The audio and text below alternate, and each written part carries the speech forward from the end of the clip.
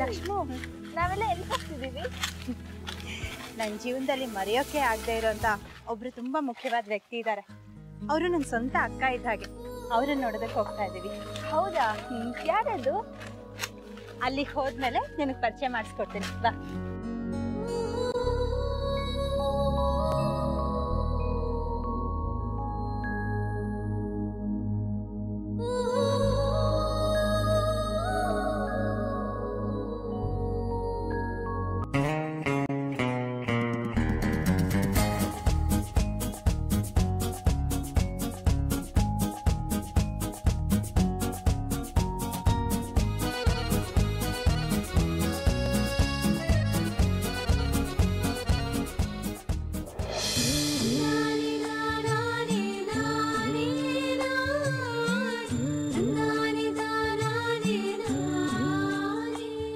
ಲಕ್ಷ್ಮಿ, ಈ ಮುದ್ದಾದ ಮಗುಗೆ ನೀನೇ ಒಂದು ಹೆಸರಿಡು.